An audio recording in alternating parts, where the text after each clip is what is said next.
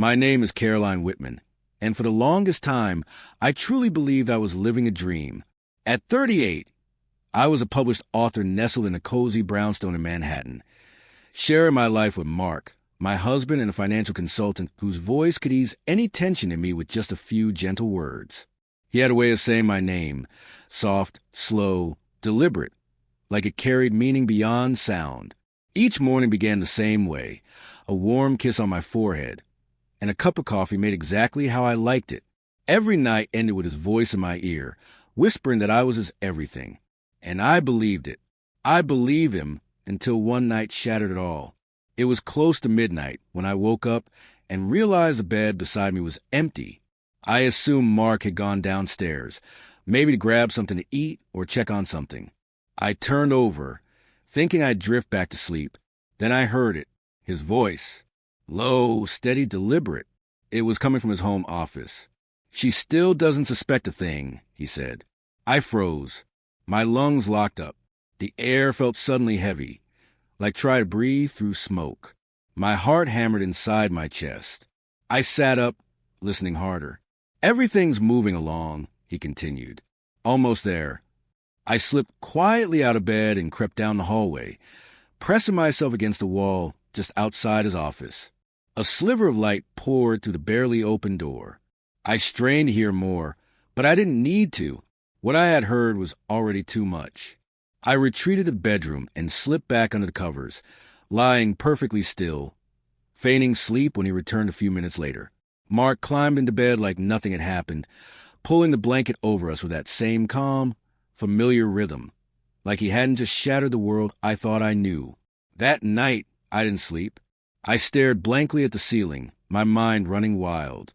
I had no idea what his plan was, but one thing was now undeniable. My husband was hiding something, and whatever it was, it involved me. The next morning, I drifted through the kitchen like a ghost. Mark was still in bed, his breathing slow and even. I stood at the counter, staring at the coffee maker, my hands trembling. My phone felt heavy in my palm. Until that moment, I had never once looked into our finances. Mark had always managed it all, our bills, the savings, every investment. I thought that's what trust in a marriage meant. I thought that was being a good wife. But trust, I was starting to realize, could also be a gateway to losing everything. I opened our banking app. My stomach turned as the screen lit up. Transaction after transaction flashed before my eyes.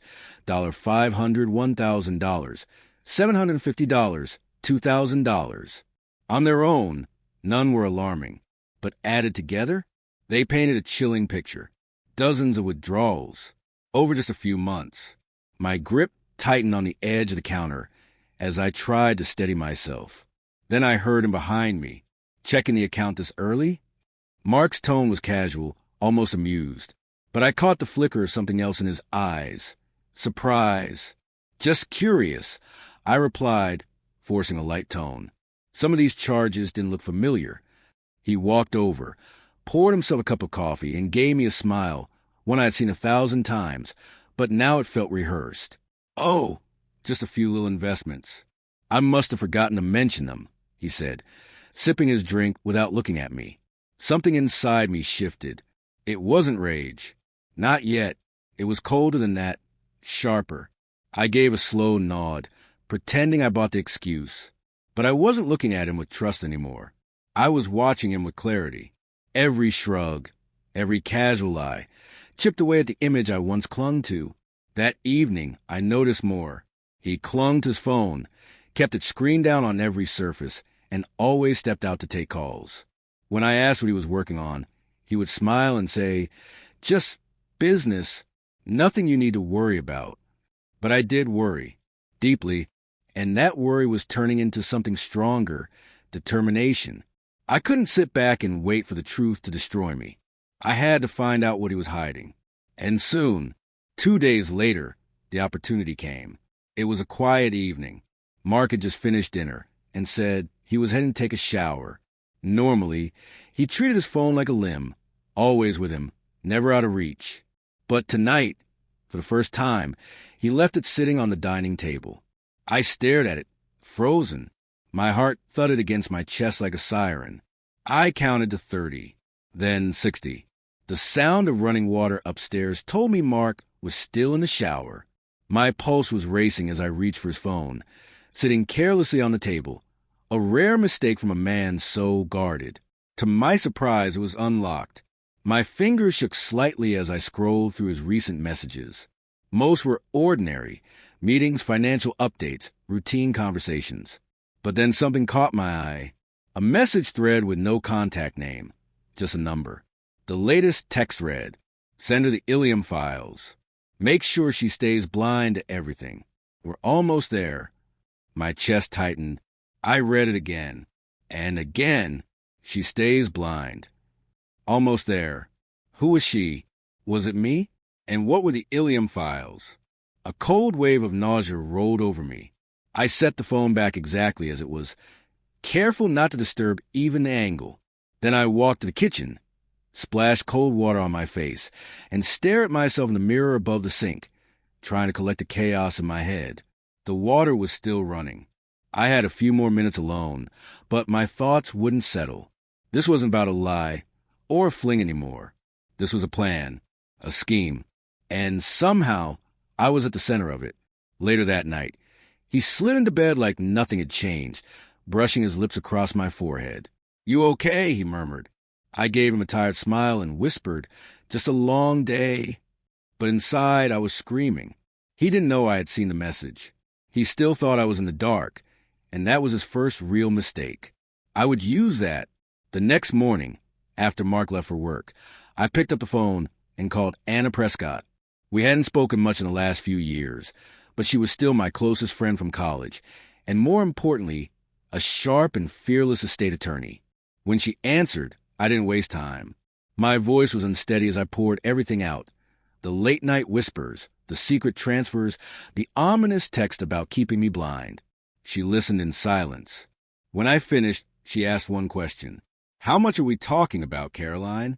I closed my eyes and replied, "Almost 500 million. There was a pause on her end. Then her voice returned, firm and clear. "We need to protect your assets. Right now." I sank onto the edge of the couch. "Are you sure?" I whispered, "If you wait, he'll act first. We'll create an irrevocable trust in your name. He won't be able to touch a single cent. The apartment, the investments, my savings, the royalties from years of work. Everything I had ever built could be gone if I hesitated." "I'm in," I said. The next 72 hours were a blur. Documents flying, emails exchanged, phone calls at all hours. Anna was relentless. She brought in her team. We moved the deed to the apartment into a secure trust, froze the joint accounts, redirected royalty streams, and insulated every asset behind a wall of legal protection. By the time Mark walked through the door 3 days later, holding takeout, smiling like the man I once loved, everything had changed. "I figured we'd do tie tonight," he said casually, handing me the bag. I nodded and took it with steady hands. He had no idea the world had shifted beneath him.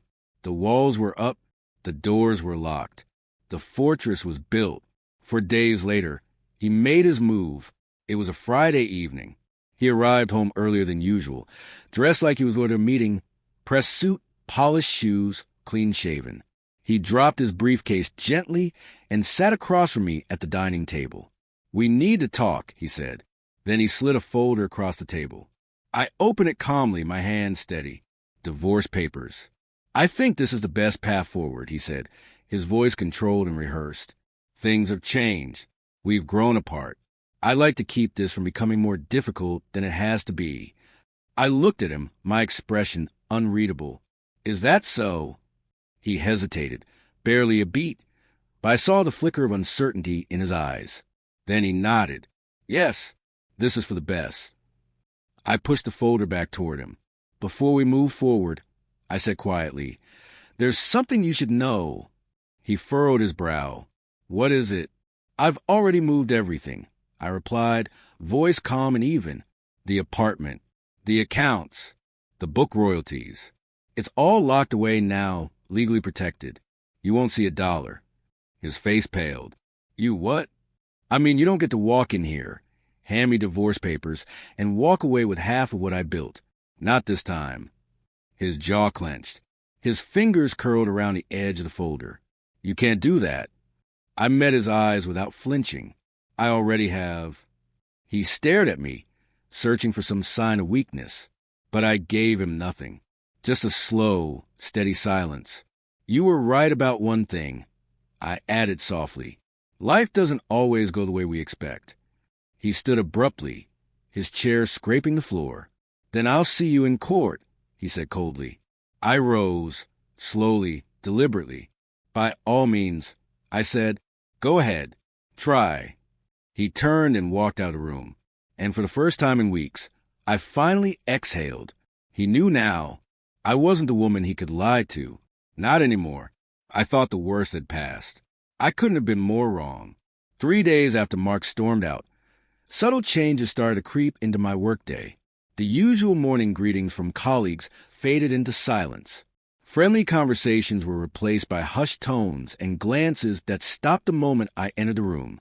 It wasn't anxiety or imagination. It was deliberate. Then Rachel, my assistant, stepped into my office. Her face was ashen, her hands clutching a single sheet of paper.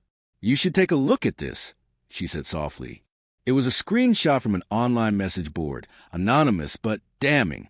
The thread title read, Top Exec Diverts Funds During Divorce, Using Corporate Accounts. The body of the post accused an unnamed executive of funneling company money to shield it from divorce proceedings, painting it as borderline criminal behavior. The comments had turned personal.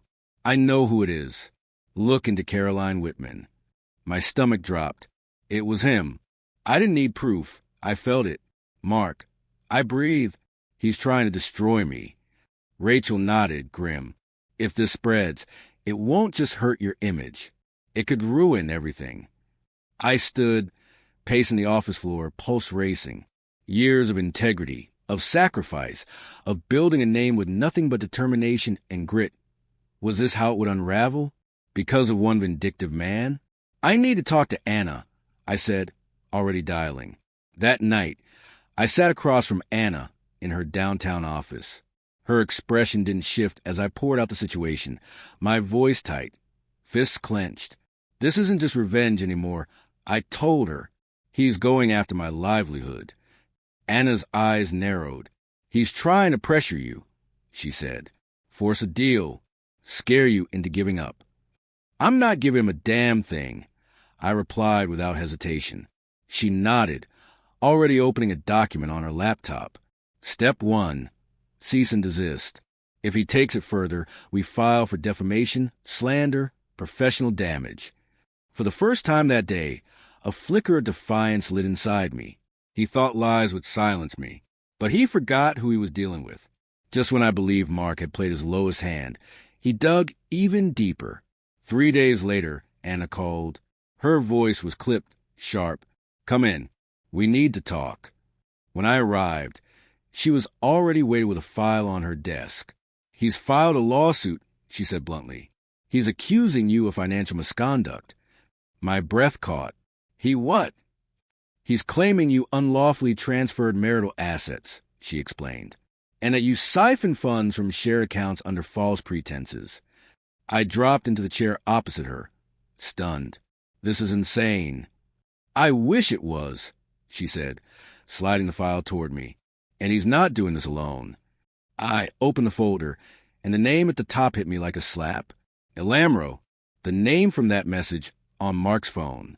The same cryptic thread that started it all. Who the hell is this? I asked. Anna folded her arms. He's trouble. Has a reputation for fraud, forged documents, shady dealings. No official charges, but enough red flags to wave a parade. I sat back, jaw clenched. Mark hadn't just betrayed me. He'd partnered with known con artists to try and take me down. He wasn't fighting fair. But neither was I anymore. I flipped through the stack of papers, my stomach churning with every page. They were meticulous. Charts, forged entries, and transactions I had never seen in my life. Some even had what looked like my signature, barely distinguishable from the real thing. These aren't mine, I said sharply, my voice cracking with disbelief. This is manufactured. All of it. Anna gave a slow, measured nod. We believe you. But belief is enough. We need evidence. My hands curled into fists on the desk. The fear I'd been harboring all this time turned into something else. Pure resolve. He's trying to crush me with lies again. Anna's eyes steeled. Then let's make sure those lies fall back on him. She handed the entire file over to a forensic accounting team. From that moment on, we were relentless. For days, we combed through bank statements, cross-referenced timelines, matched up receipts, tracked login histories. Anything that could prove what was real and what had been fabricated. I barely slept. I didn't care. This wasn't just about saving assets anymore. This was about defending my reputation, the life I had built, the truth I refused to surrender. By the end of the week, we had what we needed. Every Ford transaction was traced back, not to me, but to a financial firm connected to a Lamro. Dates clashed. The Ford signatures were inconsistent. Most telling of all, none of the alleged transfers had any tie to my actual accounts. There was no digital footprint, no traceable link. It was a web of fiction, and we had the proof to unravel it. Mark had thrown everything he could at me, but he hadn't counted on one thing. I had the truth, and the truth was stronger than any lie he could fabricate. A month later, we stood in court. Anna, poised and razor-sharp, guided the presentation of our evidence with precision. I sat beside her, wearing navy, back straight, breathing steady. Across the aisle, Mark looked frayed, nervous, bitter, nothing like the man I once knew. The judge examined every page of our submission. Our case held firm. Lamro, the supposed co-plaintiff, didn't even bother to show. And when the ruling came down, it was clear. Case dismissed. Mark's accusations were deemed unfounded. His request for a share of my trust was denied. On top of that, he was ordered to pay for my legal expenses. The lies he had hoped would break me had only buried him. As I gathered my things, Mark approached me outside the courtroom. His voice was low, almost regretful. You didn't have to fight this hard. I looked him in the eye, unwavering. No, Mark, you didn't have to do this. But you did, and I won't carry that weight for you. Then I turned and walked away, for good this time. The weeks that followed weren't filled with celebration. They were quiet, restorative. I eased back into my writing. Took long, unhurried walks through Central Park. Let the silence settle in where the chaos used to live. It wasn't victory that filled me. It was stillness. The kind that only comes after surviving a storm. Not triumph, but clarity. Not joy, but peace. Through it all, I learned something every woman deserves to know. Trust should be given, not surrendered. And your power? That's yours to protect. No matter how loving someone seems, don't give away your control blindly. Know your value. Safeguard your future. Take action before the damage is done. And if someone ever tries to tear you down with betrayal, don't crumble. Rise. And let the truth speak louder than revenge ever could. If you're still here, thank you. And if any part of the story spoke to you, share it. Comment. Let others know they're not alone. Because surviving isn't the whole story. True strength is learning how to own the sky once the storm has passed.